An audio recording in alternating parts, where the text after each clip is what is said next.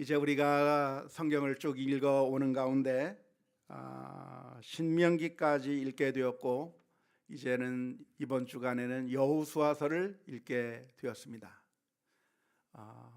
한 분씩 두 분씩 중단하시는 분이 생길 수 있을 것 같아요.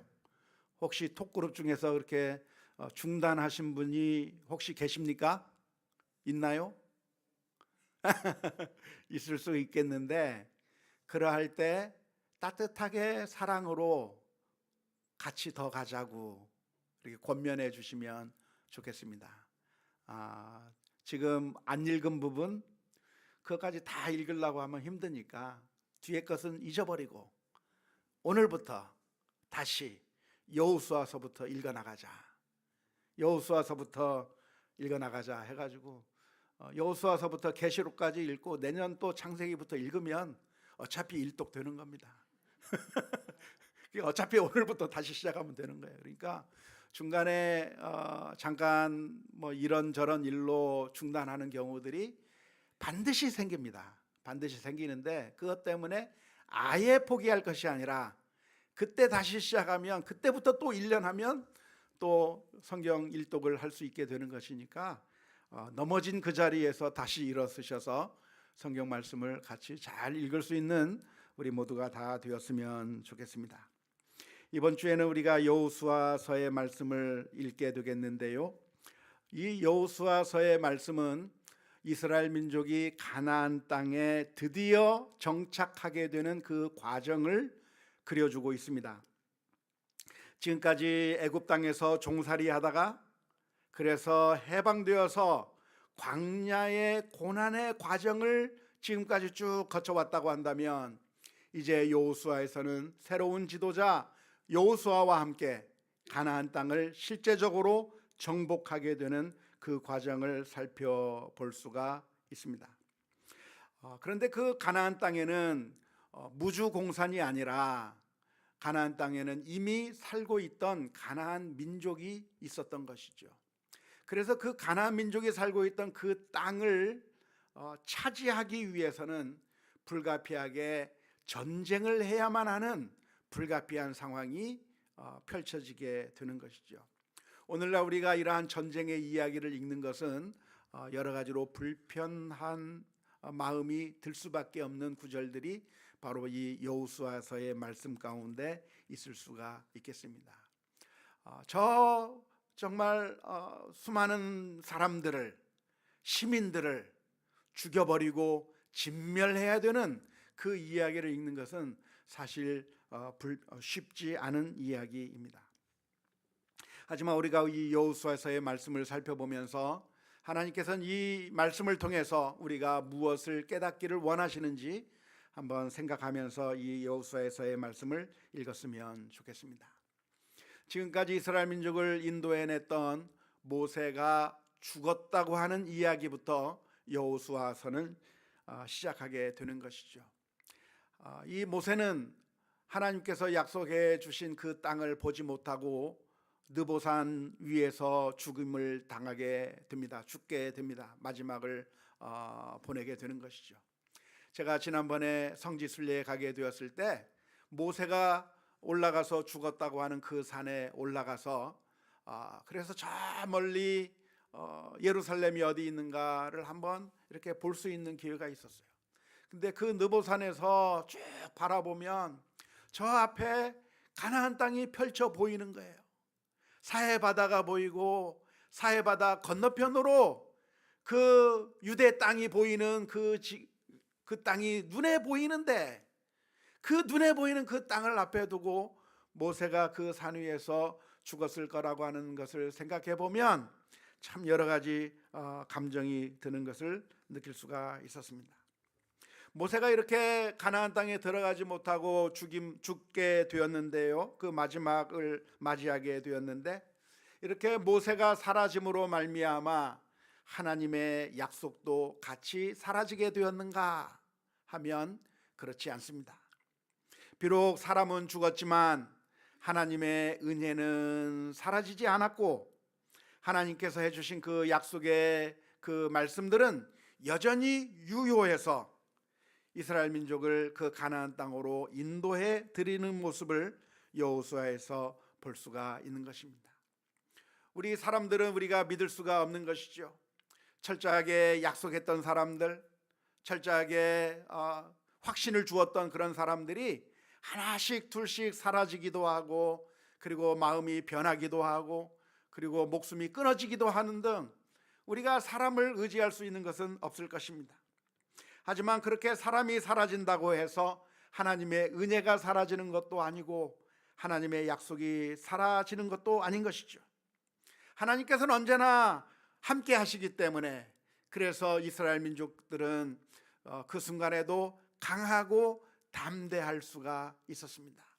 모세 때문에 내가 강하고 담대하게 전진해 나갈 수 있는 것이 아니라, 여호수아가 있기 때문에 우리가 강하고 담대하게 나갈 수 있는 것이 아니라, 모세도 사라지고 여호수아도 사라지게 될 것이지만, 그러나 하나님이 계시기 때문에 우리가 그 하나님을 보면서 강하고 담대한 마음으로 이 가나안 땅을 정복하는 그 일에 나아갈 수 있는 것입니다.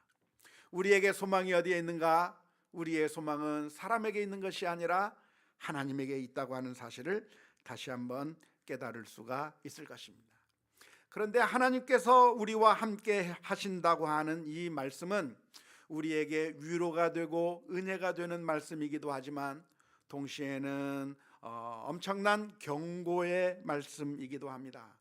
순종하는 자에게는 어떠한 축복이 있습니까? 놀라운 축복이 있는 거죠. 여호수아서 1장 7절에서부터 8절 말씀에 보면 이런 말씀이 기록되어 있습니다. 오직 강하고 극히 담대하여 나의 종 모세가 내게 명령한 그 율법을 다 지켜 행하고 우로나 좌로나 치우치지 말라.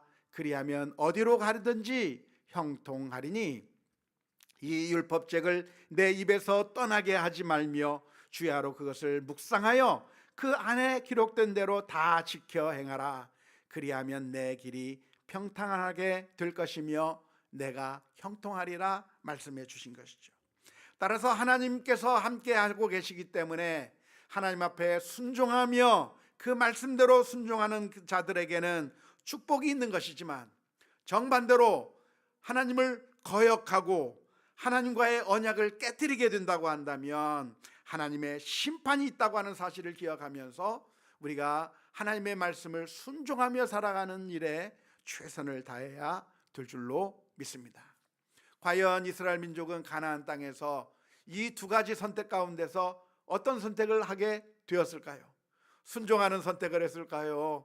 하나님께서 원치 아니하는 불순종의 길로 가게 되었을까요? 먼저 이스라엘 민족들이 이스라엘 땅에서, 가나안 땅에서 제일 먼저 맞붙게 된 전쟁은 여리고성 전쟁이었습니다.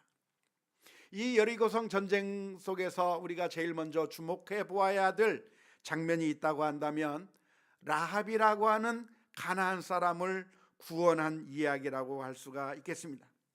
그 라합이라고 하는 여인은 가나안 사람이었지만 하나님이 만유의 하나님이시며 하나님 외에는 다른 신이 없다고 하는 사실을 믿음으로 고백하고 하나님을 신뢰하게 되었을 때, 이 라합이라고 하는 여인은 오히려 멸망받을 사람들 가운데서 구원을 얻게 되는 놀라운 축복을 얻게 된 것이죠.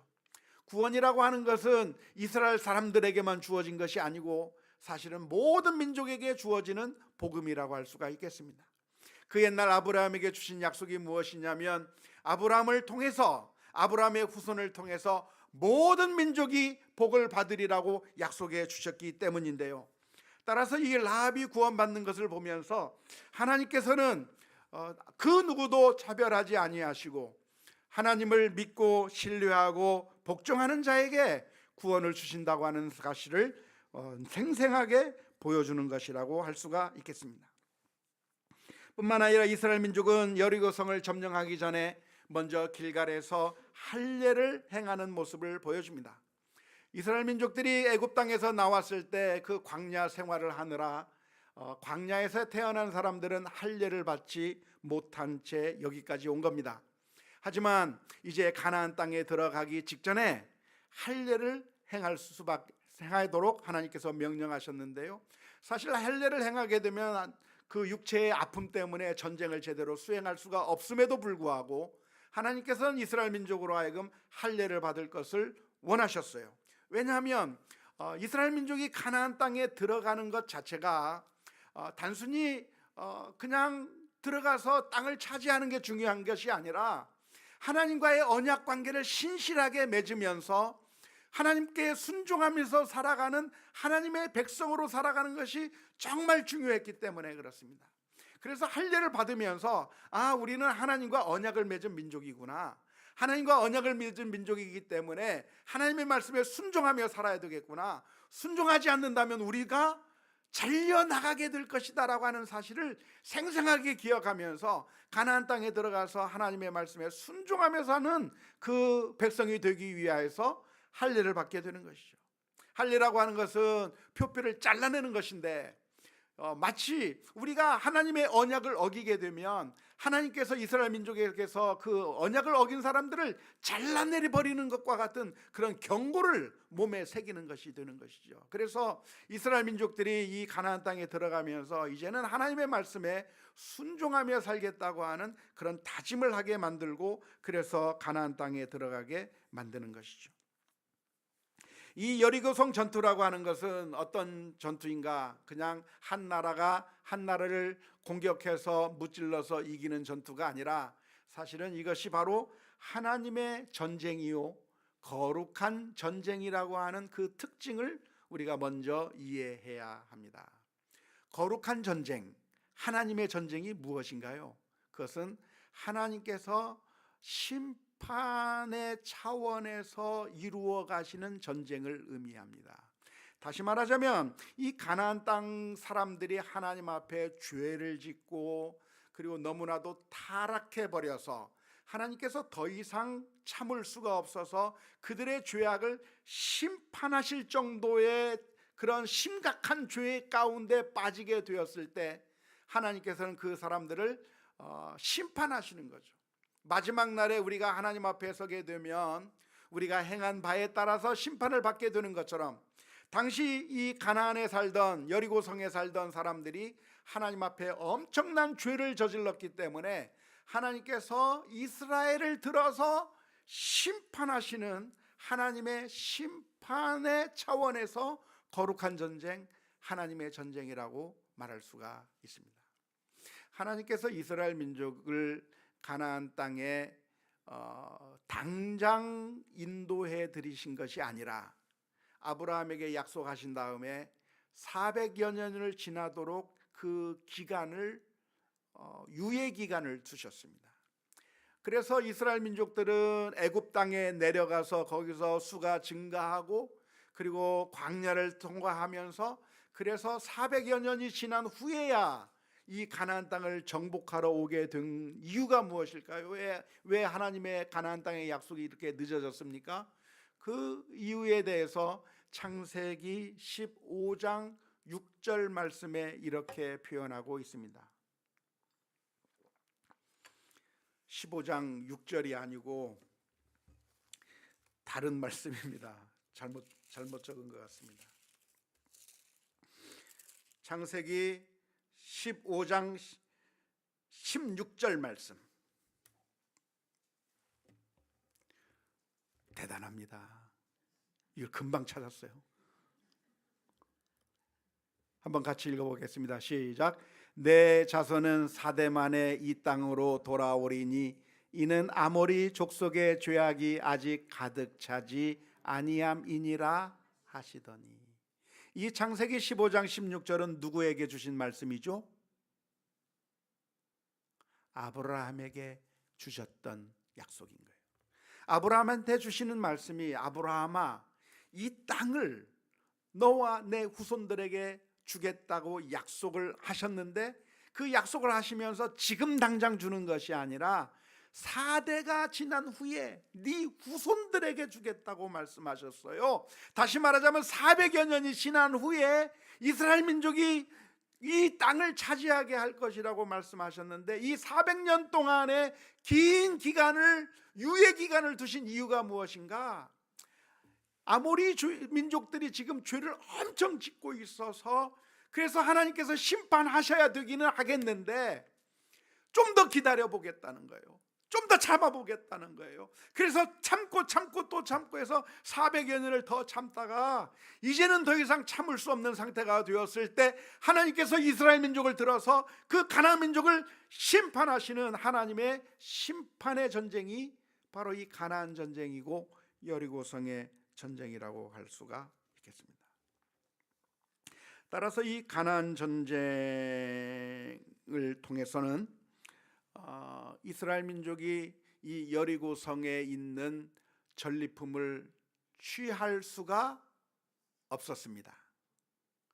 원래 구약 시대의 전쟁이라고 하는 것은 전쟁을 해서 전리품을 취하고 승리의 기쁨을 전리품을 나누어 갖는 것으로 즐기고 축하하는 것이 이게 고대 전쟁의 기본적인 그 방식입니다.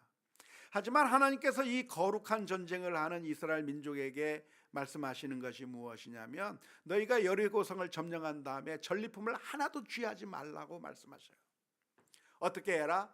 다 진멸해버려라. 하나도 살려두지 말고 다 진멸해버리고 박살내버리고 파괴해버리고 다 죽여버리고 하나도 전리품으로 가져가지 못하게 만드셨습니다. 왜 전리품을 갖지 못하게 만드셨어요? 이스라엘 민족이 이긴 게 아니에요. 이스라엘 민족이 전쟁을 잘해서 이긴 전쟁이 아니라 하나님께서 이기신 전쟁이고 하나님께서 심판의 행위로 그들을 책망하시기 위해서 만드신 전쟁이기 때문에 전리품을 하나도 가지지 못하게 만드신 거죠. 하지만 안타깝게도 아간이 그것을 어긴 것이죠. 그 아간이 어긴 것은 그냥 보통 죄가 아니라 이것은 내가 한 전쟁이라고 생각하고 나의 공로를 인정하는 그런 것이 될 텐데 그 죄를 제거해야만 다른 전쟁에서 승리가 가능했다고 하는 것을 여호수아에서 볼 수가 있습니다. 뿐만 아니라 가나안 땅을 정복하면서 이제 그 가나안 땅을 12지파에게 나누어 주게 되는데요. 12지파에게 나누어 주는 가운데 레위 지파 사람들에게는 땅을 나누어 주지 않았습니다. 레위 지파 사람들은 땅을 받지 못했는데 왜 땅을 받지 못했을까요? 이들은 성전에서 나오는 예물들을 가지고 살아가게 만든 것이죠. 다른 사람들은 일반인들은 농사짓고 목축업을 하면서 땅을 일구어서 수확을 얻어서 그것으로 먹고 살았지만 그 사람들이 하나님께 10분의 1을 드려서 바치고 또한 제물을 바치면 레위인들은 그것을 성전에서 하나님 앞에 드리면서 그 바친 것으로 살아갈 수 있도록 만들어 주신 것이고 그래서 레위인들의 기업이 무엇이냐? 레위인들의 기업은 하나님이 기업이다 그 말입니다. 우리 찬송가 가운데 나의 영원하신 기업 생명보다 귀하다 이런 찬송이 있는데 나의 영원하신 기업이 생명보다 귀하다는 게 무슨 얘기예요? 하나님이 우리의 기업이 되시고 이 세상의 것이 우리의 기업이 아니라 이 세상의 것이 우리의 소유가 아니라 하나님이 나의 소유이고 하나님이 나의 기업이고 그 기업이 되신 하나님이 생명보다 귀하다고 하는 그런 의미의 찬송이에요. 알고는 있었습니까? 처음 들어봅니까?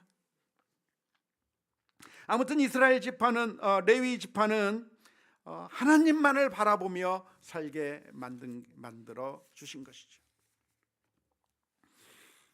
그래서 이 가나안 땅을 계속 분배해 가는 가운데 그 가나안 땅을 분배하는 과정 가운데서 대조되는 두 사람이 등장합니다. 한 사람은 갈렙이라고 하는 사람이고 한 사람은 요셉 자손들이라고 하는 사람들이죠. 갈렙은 무슨 이야기를 했습니까? 이 사람의 나이가 80이 넘었어요. 85세죠? 그런데 이 갈렙은 뭐라고 얘기를 하냐면 내가 아직 젊습니다. 내가 아직 일할 만합니다. 이 산지를 내게 주소서. 내가 하나님의 말씀에 따라 하나님께서 나에게 허락하신다고 한다면 내가 이 산지를 점령하겠습니다 하면서 믿음으로 그 산을 점령하고 그 땅을 차지하게 된 것이죠. 하지만 요셉 자손들은 어떻게 했는가? 가나안 땅에 있는 민족들이 철병거가 있기 때문에 우리가 정복하기 어렵다고 말하고, 그래서 정복하는 것을 못하게 되는 그런 모습을 보여주는 것이죠. 요셉 자손들은 누구를 닮았어요? 그 옛날 10명의 정탐꾼을 닮은 것처럼 하나님의 약속이 있음에도 불구하고 그 약속의 땅을 차지하지 못하고 실패해버리는 그런 불순종의 모습을 보여주게 된 것이죠. 이런 두 모습을 통해서 우리가 어떤 믿음의 길을 따라가야 될 것인가, 어떤 믿음의 삶을 살아야 될 것인가, 갈렙과 같이 하나님의 약속을 믿고 신뢰하며 믿음으로 나아가는 삶이 될 것을 우리 여호수아서의 말씀 가운데서 가르쳐주고 있는 것이죠. 안타깝게도 이스라엘 민족은 가나안 땅을 정복하는데 완전히 성공했습니까? 실패했습니까? 실패했어요. 물론 요약하면서 하나님께서 이스라엘 민족을 정복하게 하셨다고 표현하고 있습니다. 그리고 하나님의 약속이 이루어졌다고도 말씀하고 있습니다. 하나님의 약속이 이루어졌습니까? 이루어지지 않았습니까? 이루어졌어요. 그 옛날 아브라함에게 가나안 땅을 주겠다고 하신 것에 따라서 정말 이스라엘 민족은 가나안 땅을 차지했습니다. 하나님의 약속이 이루어진 거죠. 그러나 또 한편으로는 그 가나안 땅을 정말 완전하게 차지한 것인가요? 아니요. 완벽하게 차지하지 못했어요. 여전히 이 가나안 땅에 살면서 아픔이 있는 겁니다. 여전히 가나안 땅에 살면서 고통이 있는 거예요. 의적의 침입이 있는 거예요. 특별히 유다 족속은 여부스 족속을 쫓아내지 못합니다. 하나님께서는 쫓아내고 완전히 다 차지하라고 했는데 유다 족속은 여부스 족속을 쫓아내지 못해요. 에브라임 족속도 가나안 족속을 쫓아내지 못합니다. 단 족속은 어떻게 됐습니까? 단 족속은 자신들이 할당받은 그 땅을 차지하지 못하는 그런 안타까운 결과를 가져오게 된 것이죠. 대부분의 많은 사람들이 그 가나안 땅을 차지했지만 여전히 일부 또 이쪽에서는 저쪽에서는 차지하지 못하고 가나안 족속과 같이 살아야 되기도 하고 가나안 족속을 쫓아내지 못하고 그리고 할 수 없이 다른 곳에 피난 가서 살아야만 되는 그런 불완전한 그런 하나님의 약속이 이루어진 것처럼 보이는 모습이 보이게 되는 겁니다. 그래서 여기서 우리는 질문을 던지게 되는 거죠. 왜 이스라엘 민족은 가나안 땅을 완전히 차지하지 못했을까? 하나님께서는 가나안 땅을 주신다고 했는데 왜 가나안 땅을 완전히 차지하지 못했던 것일까? 왜 이스라엘 민족은 가나안 땅에서 완전한 안식과 쉼을 누리지 못했을까? 애굽 땅에서 살던 그 고통을 물리치고 이제는 해방되어서 가나안 땅에 왔으니까 이제는 마음 편하게 살아야 되겠다, 이제는 걱정 근심 없이 살았으면 좋겠다 했는데 가나안 땅에 사는 삶이 그렇게 근심과 걱정이 없이 사는 삶이 아니라 여전히 안식이 없고 여전히 쉼이 없는 그런 삶을 살고 있는 모습을 보면서 사람들 마음 가운데 질문이 하나 생기는 거죠. 하나님의 약속은 이루어지지 않은 것인가? 하나님의 약속은 실패한 것인가? 하나님께서 우리 가나안 땅을 저 가나안 복지 귀한 성에 나 들어가려고 그 찬양을 하면서 이렇게 이 가나안 땅에 왔는데 이곳에 참된 안식이 없고 참된 평화가 없고 여전히 눈물도 있고 슬픔이 있는 그 고난의 과정을 겪는다고 하는데 도대체 하나님의 약속은 어떻게 된 것인가? 라고 하는 질문이 떠오르게 되면서 우리는 이 여호수아서의 말씀을 읽으면서 예수 그리스도를 바라보게 되는 겁니다. 비록 이 세상에서는 이 하나님의 약속이 이루어지지 않은 것처럼 보이지만 그러나 우리 주님께서 오셔서 하나님의 나라를 회복하시고 우리들의 심령 가운데 사탄이 지배하면서 우리를 힘들게 만들었던 그 영적인 상황 가운데서 우리 주님께서는 십자가 위에서 못 박혀 죽으셨으나 다시 부활하셔서 사탄의 권세를 물리치고 그래서 다시 이제 하나님의 자녀, 하나님의 통치가 이루어지는 하나님의 나라를 새롭게 받게 만드시는 그 주님의 역사를 바라보면서 우리가 저 천성을 바라볼 수 있게 만드는 그 말씀이 여호수아서의 말씀입니다.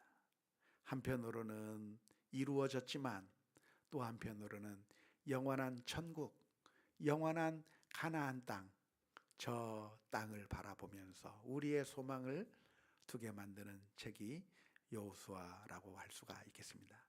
이번 한 주간 동안 여호수아서의 말씀을 읽어 나가는 가운데 천국의 소망을 발견하는, 그리고 예수님께서 우리를 위해서 이루시는 그 놀라운 은혜의 축복들을 기억하는 한 주간이 다 될 수 있기를 주님의 이름으로 축원합니다. 우리 함께 같이 찬양했으면 좋겠습니다.